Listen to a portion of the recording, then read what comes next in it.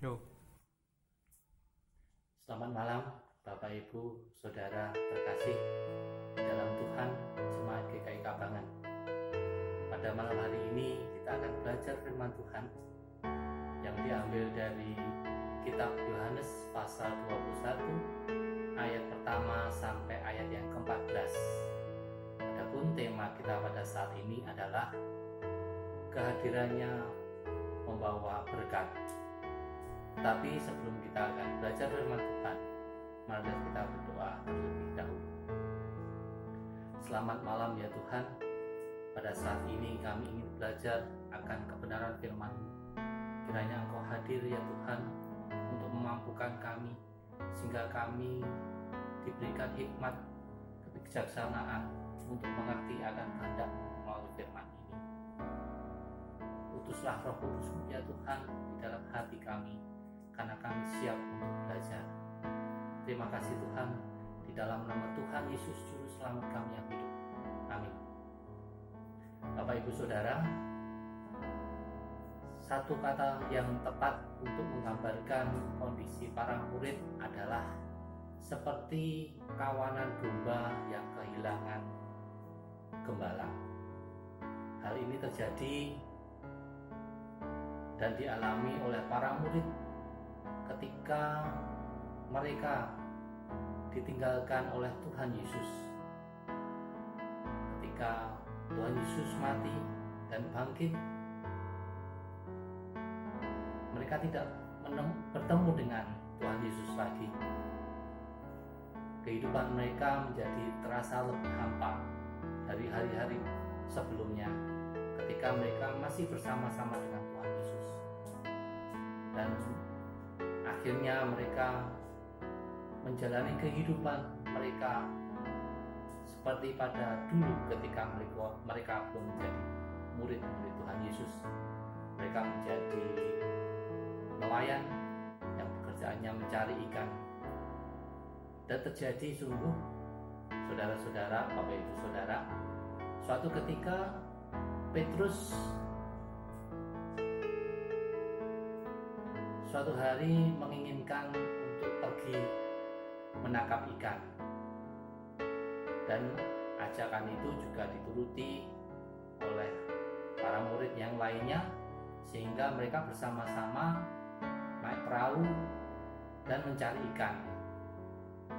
Sudah semalaman mereka mencari ikan, tetapi tidak seekor pun mereka tangkap, sehingga fajar menyingsing, dan dengan kelelahan hati, pikiran yang cukup letih, mereka akhirnya akan merapat ke darat. Tapi pada saat itu Tuhan Yesus hadir di tengah-tengah mereka. Tuhan Yesus berkata, "Adakah lauk daripadamu?" Mereka menjawab, "Tidak ada." Lalu Tuhan Yesus mengatakan juga, "Tebarkanlah jalamu di sebelah kanan perahumu. Kamu nanti akan mendapatkan banyak ikan." Benar terjadi, saudara-saudara. Ketika mereka menebarkan jala di sebelah kanan perahu mereka, sungguh banyak ikan yang mereka dapat. 153 ekor ikan yang cukup besar. Sungguh pun demikian, jalannya tidak koyak. Yohanes berbicara kepada Petrus, "Itu Tuhan." Lalu Petrus dengan serta-merta memakai pakaiannya dan terjun ke laut untuk menemui Tuhan Yesus. Itu adalah gambaran singkat dari perikop kita dari Yohanes 21 Yohanes pasal 21 ayat pertama sampai ke-14 yang menceritakan kisah demikian. Lantas apa yang bisa kita tarik kesimpulan atau pelajaran dari kisah tersebut? Setidaknya ada dua hal yang bisa kita pelajari bersama-sama Bapak Ibu Saudara. Yang pertama, kita harus tinggal bersama Kristus. Kalau kita tidak tinggal dan hidup bersama Kristus, kehidupan kita akan terasa membosankan. Kegiatan yang kita alami hari demi hari sebagai sesuatu yang rutinitas kita lakukan. Kita hanya terpusat di dalam pemenuhan kebutuhan untuk diri kita sendiri, tanpa kita memikirkan kepentingan atau kebutuhan orang lain.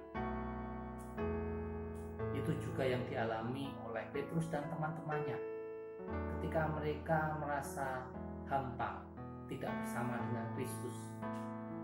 Mereka hanya memikirkan kepentingan mereka sendiri untuk mencukupi kebutuhan mereka sendiri dengan mencari ikan untuk kebutuhan mereka masing-masing. Tetapi kalau kita tinggal bersama Kristus dan hidup bersama Kristus, kehidupan kita menjadi lebih terbuka. Kita bisa lebih mengenal orang lain dengan segala kebutuhan mereka. Kita menjadi pribadi yang lebih baik, menjadi pribadi yang bisa menjadi berkat bagi orang lain di dalam kehidupan kita. Apakah kita sudah seperti itu di dalam kehidupan kita? Bisa menjadi berkat bagi orang lain. Kalau kita bisa menjadi berkat bagi orang lain, berarti kita sudah tinggal di dalam Kristus dan hidup di dalam Kristus. Melalui setiap perbuatan kita, tingkah laku kita, pemikiran kita, bagaimana kita menjalin hubungan yang intim dengan Kristus. Melalui pujian kita, melalui penyembahan kita, melalui persembahan kita, melalui bacaan yang kita lakukan di dalam mengenal firman Tuhan. Dan yang kedua, pelajaran yang bisa kita tarik adalah kehadiran Kristus membawa berkat bagi kita.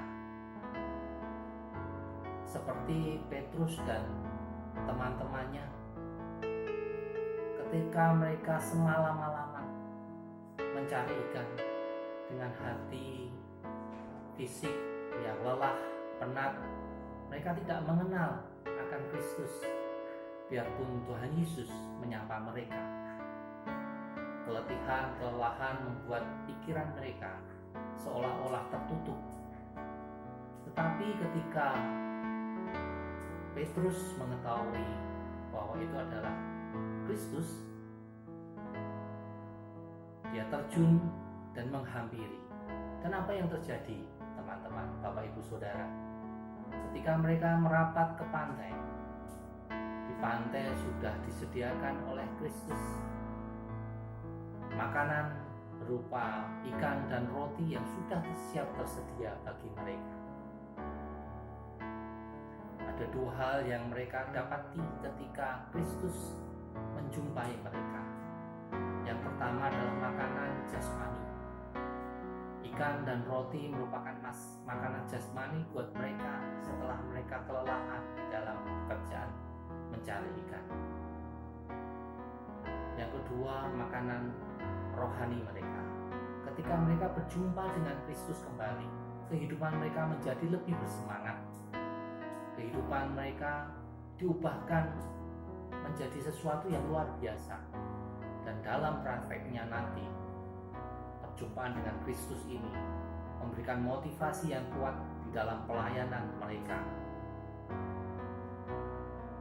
Kalau kita boleh belajar dari para murid tersebut, apa yang bisa kita pelajari ketika kita berjumpa dengan Kristus?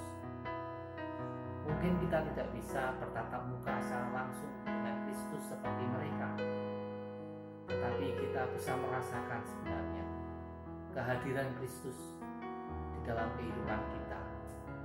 Asalkan kita peka untuk melihat setiap berkat-berkat yang Tuhan berikan di dalam kehidupan kita. Di dalam masa-masa sulit saat ini, ketika banyak pekerjaan yang banyak orang-orang yang kehilangan pekerjaan mereka, tetapi Tuhan memberikan kepada kita makanan sehingga kita tidak kekurangan, sehingga kita tidak kelaparan. Banyak orang kehilangan pekerjaan-pekerjaan mereka. Tetapi Tuhan memberikan pekerjaan bagi kita, yaitu untuk memuliakan nama Tuhan dalam kehidupan kita. Kehadirannya membawa berkat di dalam kehidupan kita. Di dalam masa-masa pandemi COVID-19 ini,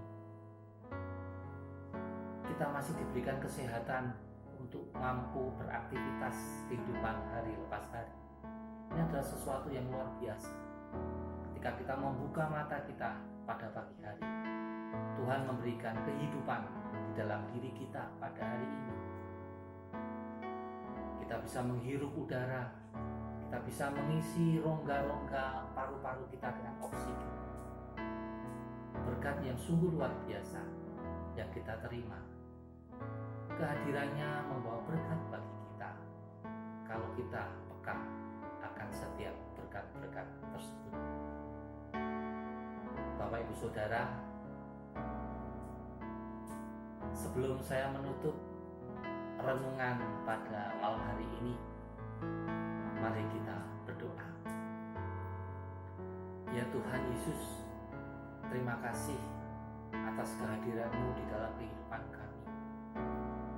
Kami Engkau kuatkan di dalam menghadapi masa-masa yang sulit seperti ini. Engkau memberikan kemampuan dalam diri kami untuk bisa bertahan di dalam masa-masa seperti ini. Engkau juga memberikan berkat di dalam kehidupan kami, sehingga kami tetap kuat menghadapi masa-masa seperti ini. Terima kasih ya Tuhan, karena Engkau begitu baik di dalam kehidupan kami. Dan biarlah kami boleh tetap setia kepada-Mu ya Tuhan, untuk tetap tinggal bersama Engkau, untuk tetap hidup bersama Engkau. Karena ketika kami melakukan itu, kami merasakan berkat-berkat Tuhan mengalir dalam kehidupan kami. Terima kasih ya Tuhan.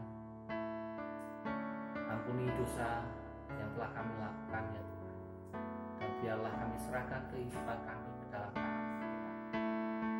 Dalam nama Tuhan Yesus Juru Selamat kami yang hidup, doa yang kami panjatkan. Amin.